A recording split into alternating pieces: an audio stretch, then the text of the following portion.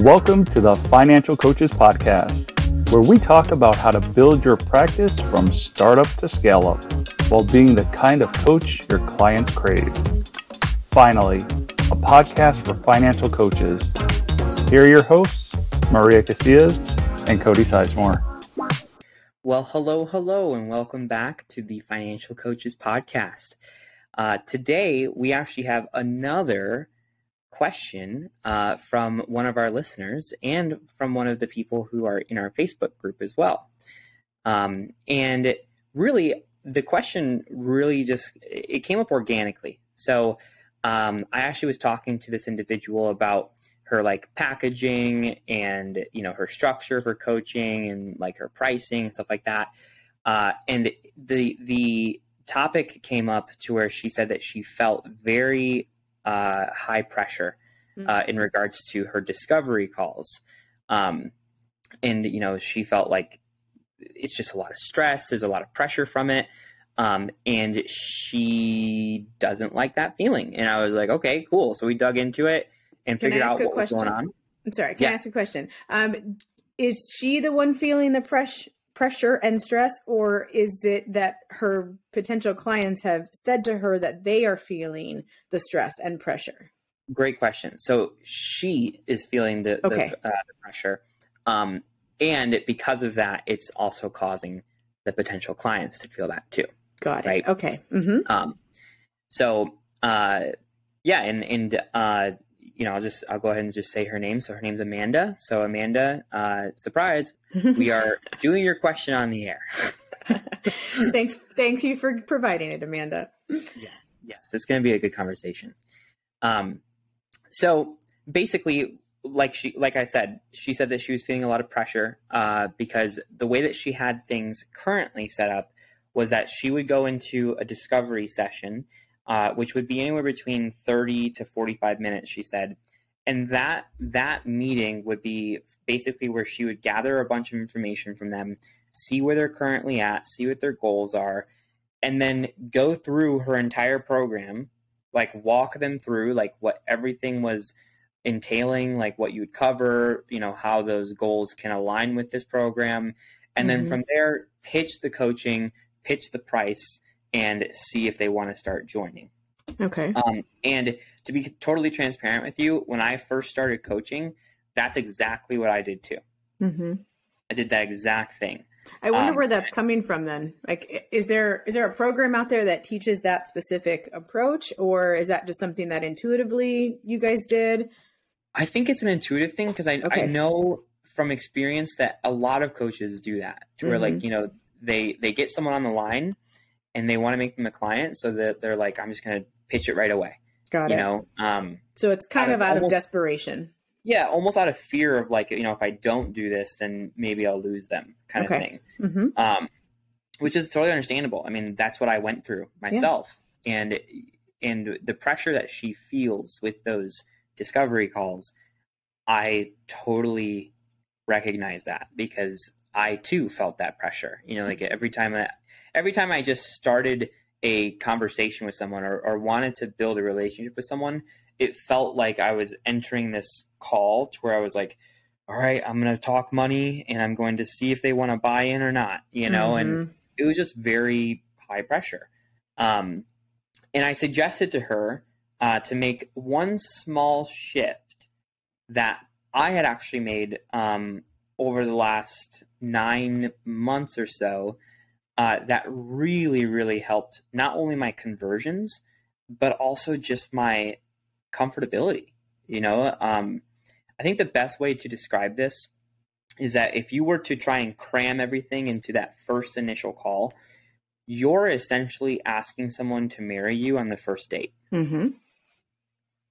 And nobody wants to do that. I think that Michael Scott tried doing that one time, and it did not end up well for him, right? Uh-huh. And by the way, I've never seen The Office, but which I just found out a few weeks ago. Right. But that's the whole point. Is if you try and just cram this in, it does cause a lot of friction, and for both you and the potential client, right? So I have found that if you were to split it up in between 2 different sessions, 2 different discovery sessions, that it's way less pressure on everyone involved, and your conversions skyrocket as well. So, I mean, does that make sense, Maria? Yeah. So the very thing that you were afraid of actually skyrocketed. It was the solution. Exactly. Yeah. Yeah. It does make sense. One of the things that came up in my mind before you mentioned separating the 2 or the 1 session into 2 is if you're trying to do all of that in 1 session, doesn't that ultimately mean that you are assuming every single person you talk to is a good client, like a good fit for you? Right. Exactly. Okay. So there wasn't even any distinguishment between, okay, like if she realized it wasn't a good client, did she just say, okay, that's enough, we don't need to do this anymore? Like, was she only pitching it to the people who, after she gathered the information? So maybe Amanda, maybe you can share that with us later on. And maybe Amanda was doing that. Maybe she gathered all the information, realized that it wasn't going to be a good fit, and just didn't continue with the second half of that conversation, in which case, this is a moot point.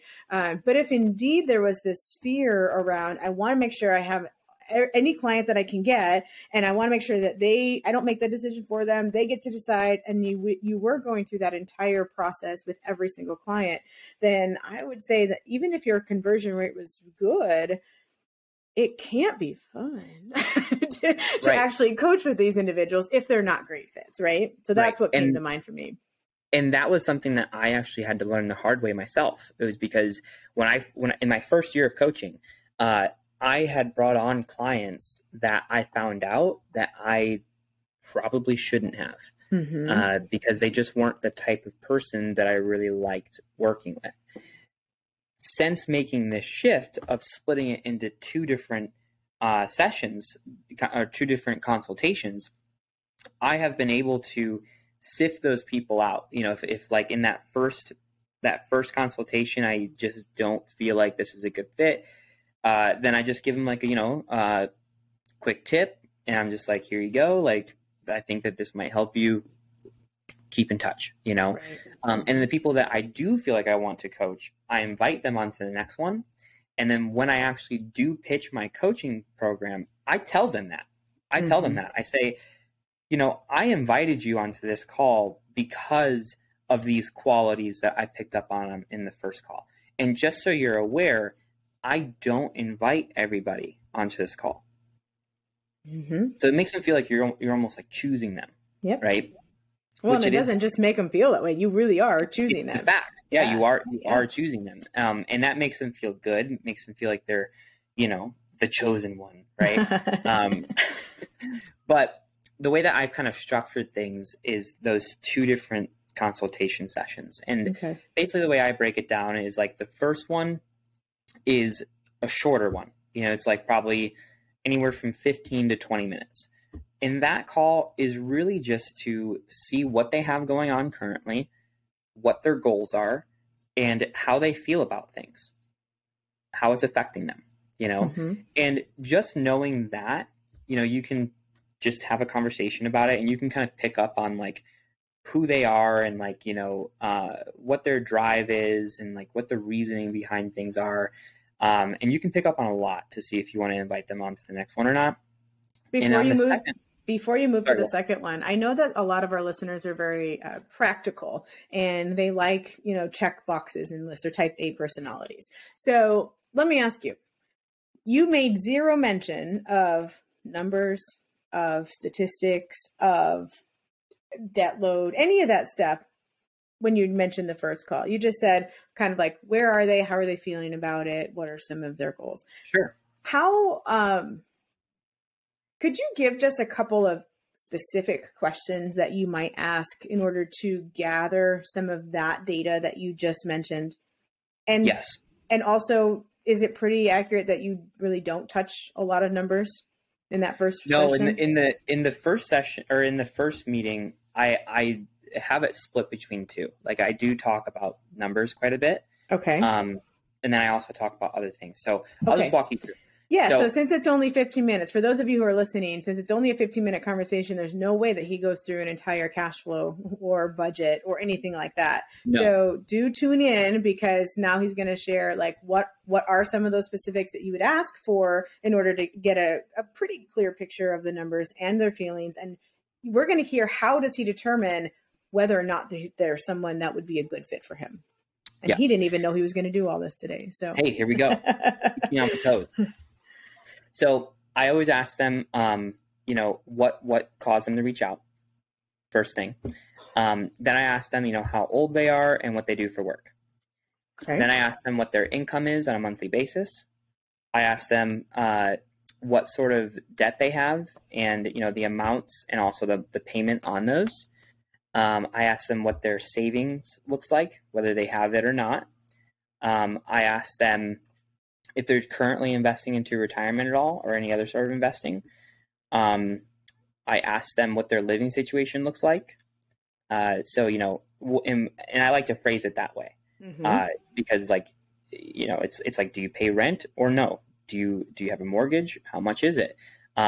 What does your living situation look like? Are you living on your own? Are you living with roommates? Do you have a family? What does that look like? Right. Mm-hmm. And then from there, I ask them what their goals are. And I just say, okay, like, what do you want to accomplish here? Then from there, I ask them, when they think about their situation or even just the topic of money, what sort of like thoughts or feelings or emotions come to them? And then I ask them, if they were to be 100% honest with themselves, what do they believe is the number one thing that may be causing them to be held back from where they want to be financially? All of that information tells me pretty much everything I need to know about that person. It tells me where they're at. It tells me how they're feeling. It tells me where they want to be. And it tells me what maybe one of their weaknesses is too. Right? So from there, I then say, okay, cool.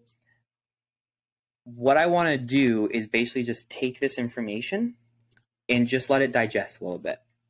I basically just need like the rest of the day to essentially take this information, let it digest, and essentially put together a game plan for you to where I can, say, hey, like, this is what I see might be one of the best, or it might be a good option for you to pursue. Here's why I'm suggesting these things. Here's how I would suggest to do it, and just see if it resonates with you. And if after we go through that, if it is something that you feel like it resonates with you, and we talk more about like your input on it as well, then cool. Like, we can talk about potential coaching and see if you'd like to move forward from there. Is that something that you would see value in? Mm-hmm. I love that. 100% of the time they say yes. Mm-hmm. So then you say, okay, great. That call is going to be a little bit longer, maybe like an hour to an hour and a half. That way I can unpack everything. We can get your input on it. We can answer your questions, and we can talk about what the coaching would look like as well. And then you just schedule it. You schedule that second call, and that can be the next day. It could be a few days later. It could be the next week, really whatever works for your schedule and their schedule. But that way you have that first one under the belt. Yep. And there's no pressure, even when you're talking to these people in DMs or phone calls or emails, whatever, it's not like you're trying to pitch them on a sales call right away. Like, it's just an invitation to talk to you. Mm-hmm. Do you call it something? I call it a discovery session. You do? Okay. Yep. And the second call, I call a transformation session. Mm-hmm. Because that's where, the transformation could potentially happen. Right? So the person who, by the way, I do agree that you're getting a lot of information with those very, very specific and well played questions. I think you're also going to get a lot of underlying information as well. So, based on the answers that they give you, you can tell if they are just, surface answers, or if they've actually put some thought into what they're saying. And sometimes that in itself can be an indicator as to whether or not they're going to be a good client with you. I think one of my questions, and maybe someone else has this question as well, is let's say you get done with your 15 minutes and you already know at your gut that you don't want to work with this individual for whatever reason. It doesn't mean that they're a bad person. It's just maybe they're not a good fit. Assume that you know another coach who would be a great fit for that person. And the second scenario is you don't know any coaches who would be a good fit for that scenario. What do you tell them when you say, I need to just, mull this over a little bit? And, usually what you said earlier was that usually you tell them, and then we'll call, we'll do another call. How does that sound? I want you to assume for a second, Cody, that this is not a good fit for you. Mm-hmm. What does the end of that conversation sound like for them? Yeah. So I would say, all right, thank you so much for giving me all this information. It was really helpful, and it really helped paint a better picture for me. What I can say is that I personally don't think that I'm necessarily the right coach for you, simply just because this isn't where my strengths fall into place, right? However, I do have someone who is a really, really good coach who does work with these types of situations. And I would love to intro you to them if you're open to it. If so, just let me know, right? That would be one situation. Yep. The other way that I would say it is like, if I didn't know someone who is another coach, I would say the same thing. And I would say, but at very least, here's a few things that I would suggest that might help either get you up and running or give you some sort of like relief or progress towards what you're wanting to work for. Here's number 1, here's number 2, here's number 3. Hope that helps. Let me know if you have any questions, and feel free to keep in touch.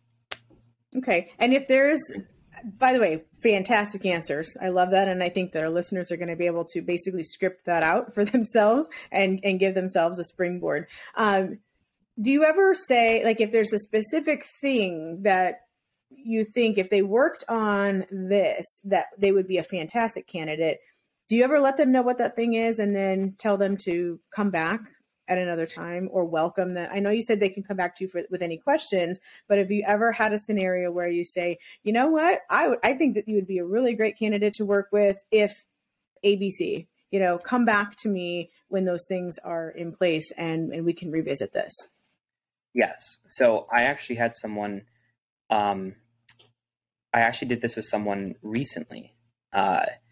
So I had talked to this person about a month ago and had my first 15-minute call with them. And they were the type of person that I would want to work with. I saw a lot of potential in them and for them. However, the thing that I knew just was standing in the way was that their income was just really low, like really low. To the point to where like it would not make sense for us to hop into a coaching relationship. Yep. And also like it's just so tight that like them even trying to do very much would just be difficult in general, right? Okay. And I told this person that, and I said, like right now, I think that the biggest thing that you need to focus on is just trying to get that income up, right? Like once you get that up, you'll be able to actually start making progress toward your goals and do it confidently and effectively. But until that time comes, I think that we need to table this for now, and then maybe we can talk in the future. And he was like super appreciative of that. He was like, yeah, I know that that's the case. I know that, I am more than capable of getting that up. I just need to explore my options. And I was like, all right, cool. So that was a month ago. And then literally yesterday, he hit me back up and he said, hey man, I'm about to start a new job and I'm bringing in $1,000 a week. I got a car of my own and I just need to put a couple $100 in to fix it. That little conversation that we had really put what I needed into perspective. And I just want to say thank you for that. And if we could set something up soon here in the future, I would love to. So we're talking next week. Love it. Yeah. And income was one of the scenarios that I had in my mind, but I think it's so cool how when we don't plan these things, they just kind of come up. Yeah, I think that's great that you had here, I've got an example of that from this yesterday. But yeah, I'm really glad to hear that you do that. I just wanted to let others who are listening hear that is a possible scenario as well. So we have kind of looked at not only how to divide your one consultation into two, but we've looked very specifically at that first one and giving some really practical tips on how to close that conversation in several different scenarios, whether you want to work with them and set up another session to help let them see what that looks like. Or maybe you want to work with them and there's something that there's missing and you have to make sure they fix that, or that you don't want to work with them and you know someone you can refer them to, and you're not able to work with them and you don't know someone they can refer them to. We covered a whole lot on that first session. I don't want to close today's episode yet. I want you to tell us if there's anything that we would like to dissect on the second session that you haven't already just kind of touched. Yeah. So the second session, I think, is really a little bit more personalized on the specific coach. Yes. Right. Like, like what they want, how they operate, what they want to accomplish with their clients, how they want to pitch their coaching, how they want to do their pricing, all that kind of stuff. I think it's really personalized. I can tell you that for me, I give people like a very kind of like generalized plan. And then I say, okay, cool. Like now that you know this generalized plan, here's how I see like your specific situation fitting into that. Doesn't have to be exactly like in line, like people's finances are personal, right? So like there might be some changes here and there, but this is how I'm seeing it.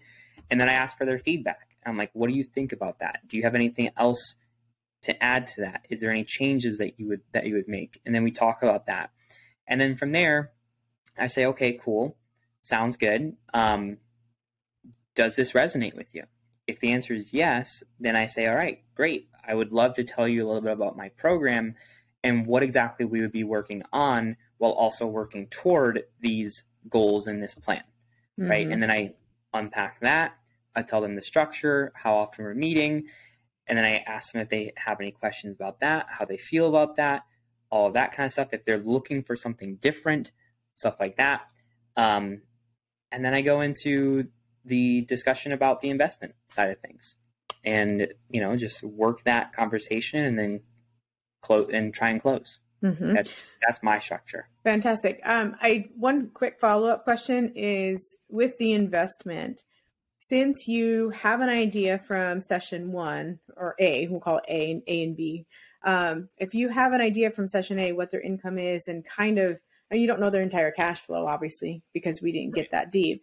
But do you ever try to help them see how their investment in you can be found in their cash flow already? Absolutely. Yes. Okay. Yeah. So I always say something along the lines of like, we talked about, let's say that this person has a $5,000 income on a monthly basis. And let's say that they have, of the expenses that we discussed, maybe they have like $1,500 worth of either a mortgage or credit card payments or whatever it might be. And then I can look at that and say, okay, cool. So 5,000 minus 1,500 is 3,500. And then I don't know your exact budget. That's something that we would need to really dive into and something we can do in a coaching relationship. But if I had to take a guess, maybe your expenses on top of the ones that we've already discussed is somewhere between $1,500 to $2,000 from there, right? And then I say, does that sound accurate? They give me feedback. Sometimes they say yes. Sometimes they say, no, it's a little bit less. Sometimes they say, no, it's a little bit more because of this or that. And then I take that into account and I'm like, okay, cool. So let's just say that is accurate. So 5,000 minus 1,500 that we discussed, minus 1,500 that is still kind of floating out there that we've agreed on, there's $2,000 left. That's what you have available to you on a monthly basis that for some reason isn't working for you currently. What I can do is I can help you to get that to work for you. That $2,000 can do a lot of work, right? And a portion of that would be to invest into coaching. Not all of it, of course, but a portion of that would go into coaching to then use the other remaining part of it to work towards your goals and what you actually want to accomplish. Mm-hmm. So in order to save our fantastic listeners from having to hit the backward button 15 seconds, could you please repeat that brilliant statement that you just made? And it's not because I don't remember it this time. I actually do remember it, and I love it. It was the statement about that you have this amount of money that is somehow or for any whatever reason not working for you at the moment. Mm-hmm. Say it again in your way. I usually just say, like, you have this portion of income that for whatever reason is not actually working for you currently. Okay, stop. Whether it currently is the word I think that you're looking for, well, right? Actually the whole phrase, I love it. I love the fact that you're saying it's not working for you. I love that, because it doesn't mean that they don't have it. You haven't even used the word waste. You've just said this money isn't working for you at the moment. And then I love how you show that investing in your coaching program is a way to start that money working for them. Because so many times people think of, investment has to be like, it's actually making certain amounts of money and blah, blah, blah. That's not really what investment is. It is money that is working for you. Yes. And so you laid it right there for them. So those of you who are listening, I think we've said it in the same, at least 2 or 3 times. You don't have to rewind it anymore, but do make note of that. It's something that I think anyone who's listening today could start implementing right away in their conversations with the people that they're onboarding, for lack of a better word. Mm-hmm. Yeah. Yeah. And we could talk for an entire hour about that session, the second session, and how to phrase things to set yourself up to close effectively, and the process of closing and all that kind of stuff. Maybe that's another conversation we could have on another day, but I think that'd be great. I do have one more practical question, another, checkbox thing that I think you could answer easily today before we wrap up. And that is, since you mentioned that sometimes when you say to them, my guess would be there's approximately $1,500 or $200, or $2,000 of other money in expenses. And you said sometimes they say, yes, that's true, or no, it's more, or yes, it's less, whatever.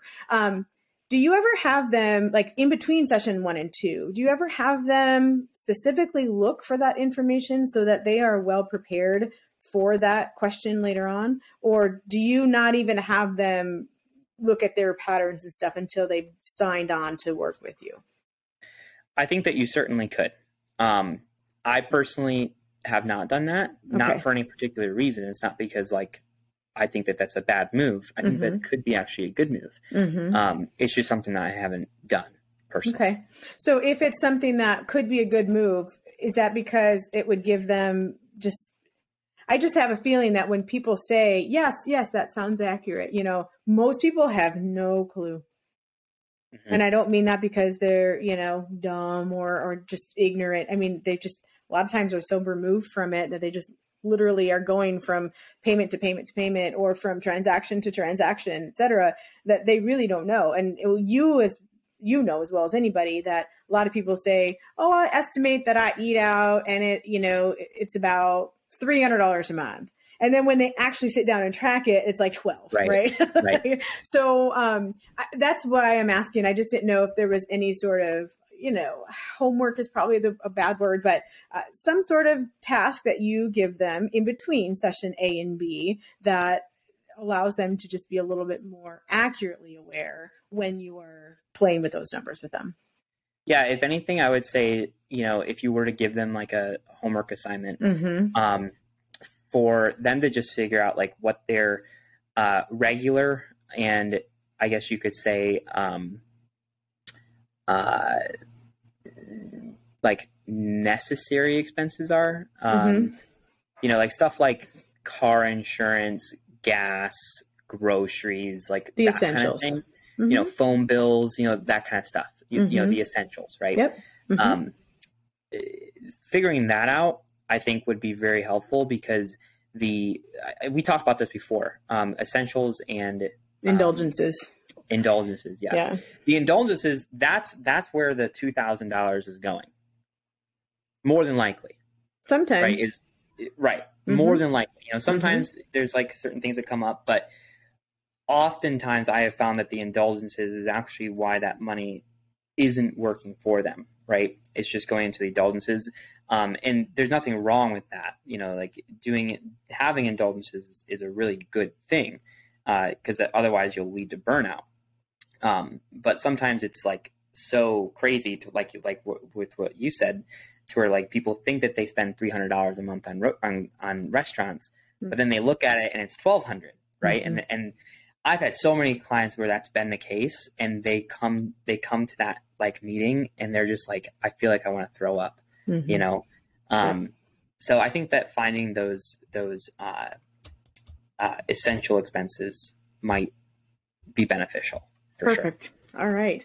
Okay. Well, this has been really, really good. I think that if you've been listening with an open ear, not only have you gotten some really practical checklists that you can, start to put into place right away with your individuals, but you also got some high level thought processes about what this really looks like. Why does it make a difference for not only the person who you're trying to bring in, but also for you as the coach? Because if you bring in too many people out of desperation or out of, just chasing the income part of it, then you're going to just be burnt out, because you're going to be like, I don't even want to get on the phone with this individual, or I don't want to, if you're still meeting knee to knee with people like some of us nerds still like to do, do you even want to be in the same room with them? And if you find yourself going, no, I really don't, then check your discovery session process and see where some of those tweaks could be, so that you don't then lead to a whole bunch of sessions with people that you just really don't think you can help, or that aren't going to enjoy those sessions with.